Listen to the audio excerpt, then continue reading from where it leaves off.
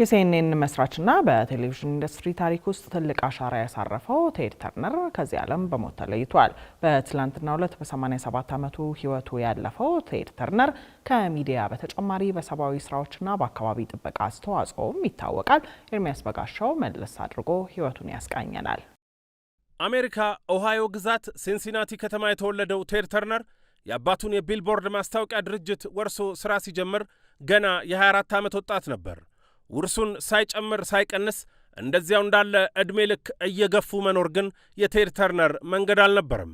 በአንድ በተረገመች ዕለት አባቱ ራሱን ካጠፋ በኋላም የዩኒቨርሲቲ ትምህርቱን በማቋረጥ ቤተሰቡንም የቤተሰቡንም ቢዝነስ ተረከበ።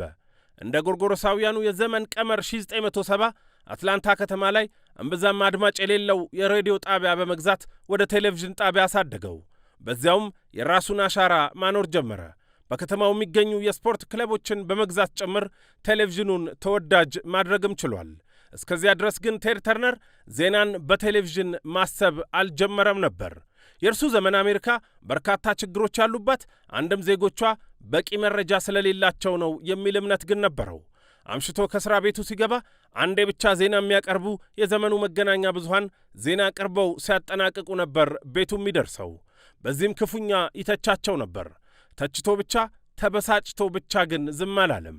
ቁጭቱን ወደ ተግባር በመቀየር ለመጀመሪያ ጊዜ 24 ሰዓት 7 ቀን ዜና ብቻ የሚያስተላልፍ የቴሌቪዥን ጣቢያ ከፈተ።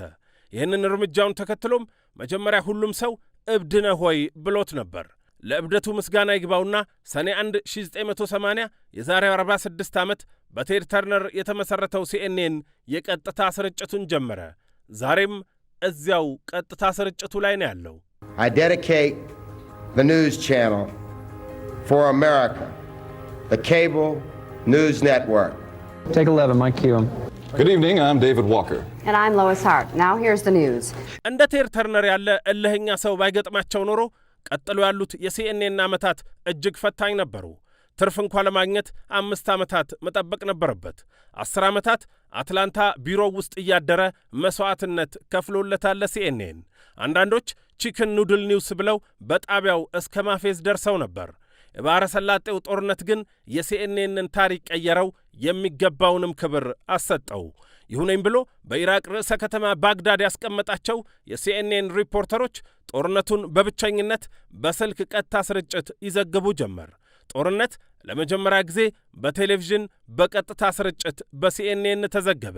የወቅቱ የአሜሪካ ፕሬዝደንት ጆርጅ ቡሽ ትልቁ እንኳ ብቸኛ የጦርነቱ የመረጃ ምንጫቸው ሲኤንኤን ነበር።